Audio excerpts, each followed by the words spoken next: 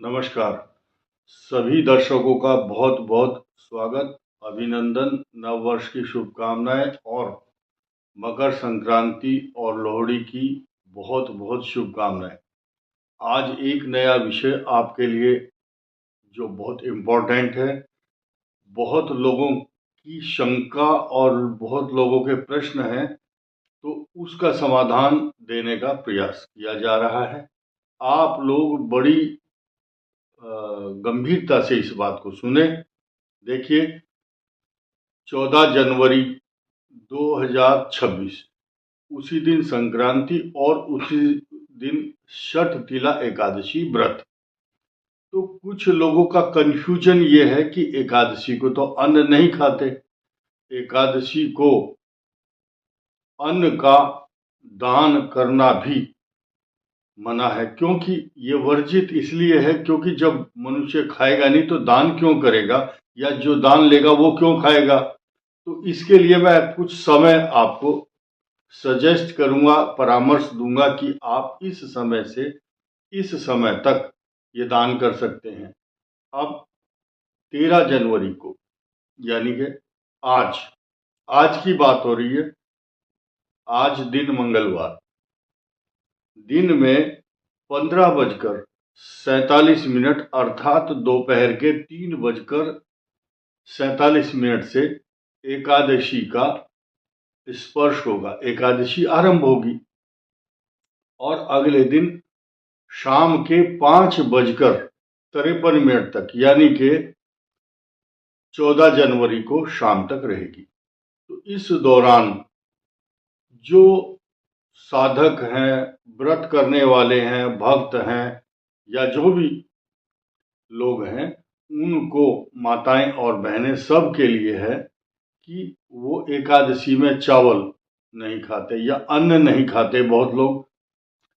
तो ऐसी पोजीशन में, और खिचड़ी का व्रत अर्थात खिचड़ी शब्द उड़द की दाल और चावल मिक्स करके दान देने का या उसको प्रसाद के रूप में प्राप्त करने का विधान है। ये पर्व पूरे विश्व में मनाया जाता है अलग अलग नामों से, कहीं पोंगल के नाम से, कहीं खिचड़ी के नाम से, कहीं मकर संक्रांति, कहीं लोहड़ी। अलग अलग प्रदेशों में ही नहीं अपितु पूरे विश्व में अलग अलग तरीके से और अलग नाम से मनाया जाता है। तो इस दौरान भारतवर्ष में सनातन की जो परंपरा है वो 14 जनवरी को मकर संक्रांति के दिन खिचड़ी दान करने का और उसको खाने का विधान है। लेकिन इस दिन एकादशी आने से ये भ्रम की स्थिति हुई है, और भ्रम रखने की आपको जरूरत नहीं है, क्योंकि मैंने बहुत स्पष्ट बताया 13 तारीख को 3:47 पर दोपहर से अगले दिन 5:53 तक आप, अगर आपको किसी प्रकार का भ्रम है तो दान ना करें और अन्न जो एकादशी का व्रत रखते हैं वो ना खाएं। अगले दिन 5:53 के बाद कर सकते हैं। अब इसमें खास बात क्या है, मकर संक्रांति पर, मकर में सूर्य का प्रवेश, 12 राशियां हैं, 12 की 12 राशियों पर क्या क्या प्रभाव होगा ये बताने का प्रयास करूंगा। लेकिन पहले आप मकर संक्रांति के दिन खिचड़ी का दान करना, तिल का दान करना, तिल से बने हुए पदार्थ भी दान कर सकते हैं या उनका खाने के रूप में भी इस्तेमाल कर सकते हैं। ये बहुत पुरानी परंपरा है। मनुष्य को अच्छे स्वास्थ्य रखने की दृष्टि से, अच्छा स्वास्थ्य हो और परस्पर प्रेम बढ़े और आपके ऊपर कोई भी पाप ताप संताप ना हो, ग्रहों की छाया और साया आपके ऊपर ना हो, इसके लिए कुछ बातें मैं आपको बताऊंगा 1 मिनट के बाद।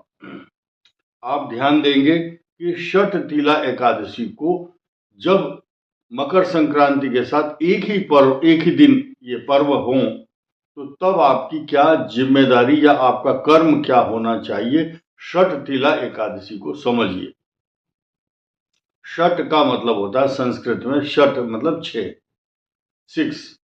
तिला, तिला मतलब तिल। तिल का 6 प्रकार से प्रयोग करना, इस्तेमाल करना। कैसे करेंगे आप?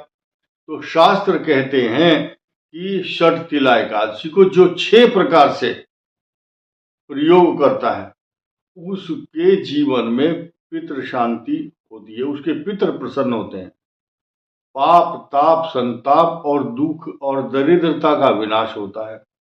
आपके ऊपर ग्रहों की छाया, अगर आपका कोई ग्रह खराब है तो वो ठीक हो जाता है, वो दूषित नहीं होता या आपके ऊपर बुरा प्रभाव नहीं करता है। पितरों की और ग्रहों की और देवताओं की प्रसन्नता के लिए ये तिल का 6 प्रकार से प्रयोग करना चाहिए। नंबर 1, तिल को जल में डालकर स्नान करना सबसे पहले। डरने की कोई आवश्यकता नहीं है। तिल डालो, एक चुटकी लो और जल स्नान करने के समय अगर नहीं करते तो उस जल से अपने ऊपर छींटा दे सकते हैं। सर्दी का मौसम है, अलग अलग प्रदेशों में अलग अलग मौसम होता है। इस प्रकार तिल डालकर उस जल से स्नान करें।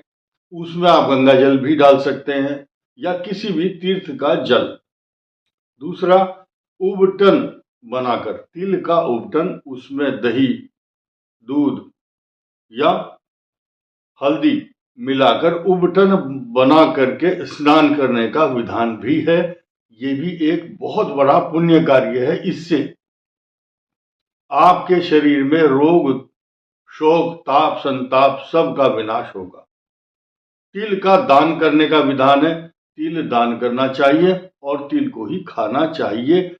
चाहे आप उसके लड्डू बनाएं या किसी भी फॉर्म में आप उसको तिल की रेवड़ी के रूप में खा सकते हैं। और उसके बाद पूजा के कार्य में तिल का प्रयोग कैसे होगा? तिल को दूध, जल में दूध मिलाकर और तिल डालकर दक्षिण की तरफ मुख करके, क्योंकि सब पितरों का जो तर्पण होता है दक्षिण की तरफ मुंह करके करना चाहिए। मेरे सभी पितृ देवता इस तर्पण से पितृ तृप्त हो जाएं और ओम तर्पयामि, वैसे तो तर्पण करने का विधान अलग है, लेकिन आप अपने मुखारविंद से बोलें और पीपल या तुलसी के वृक्ष में दक्षिणाभिमुख होकर, दक्षिण की तरफ मुख करके पितरों के लिए ओम पितृदेवताभ्यो नमः या पितृदेवताओं की प्रसन्नता के लिए ये तिलांजल्याम, कई शब्द हैं ऐसे, तिलांजलि, श्रद्धांजलि, पुष्पांजलि, सलिलांजलि, ये जो अंजलि है, अंजलि शब्द है। तो इस प्रकार से अर्पण कर सकते हैं। यानी कि देवताओं के लिए देव ऋण, पितृ ऋण और ऋषि ऋण। ऋषियों का ऋण है आपके, देवताओं का ऋण इस प्रकार से किया जाता है। यानी कि जब जल लेंगे तो ऐसे खोल दो, वो गिर जाएगा, इस साइड में आना चाहिए। और ऋषियों के लिए ऐसे सामने से, इस प्रकार अंजलि। और पितरों के लिए ये अंगूठा और इस उंगली के मध्य से जब ओम तर्पयामि, इस प्रकार से विधान है। बहुत लंबा, हम अभी फिलहाल ट्रेनिंग नहीं दे पाएंगे आपको, तो ये आप समझिए। इसके अलावा पितृ तर्पण करने से और तिल से बने हुए पदार्थ भोजन में भी आप इस्तेमाल करें, खाने में, और दान भी करना है। और उबटन बना करके स्नान भी कर सकते हैं। तिल डालकर स्नान करना बहुत शुभ माना गया है। इस पर्व पर आप जो भी दान करते हैं गुप्त दान होना चाहिए, किसी को कानो कान ये खबर ना हो कि इस व्यक्ति ने ये दान किया है।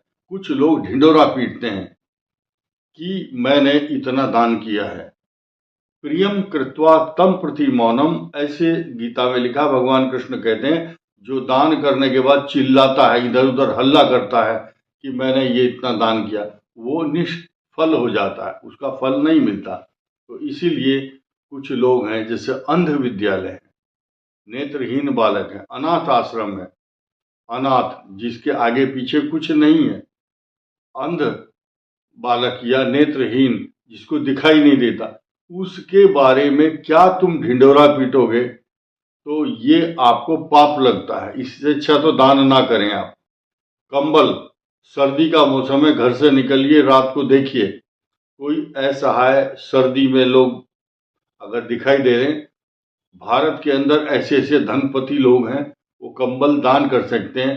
अगर 10 कंबल मत करो, एक ही करो, तो भी आपके खुद के कल्याण के लिए बोल रहा हूँ, खुद आपका कल्याण होगा।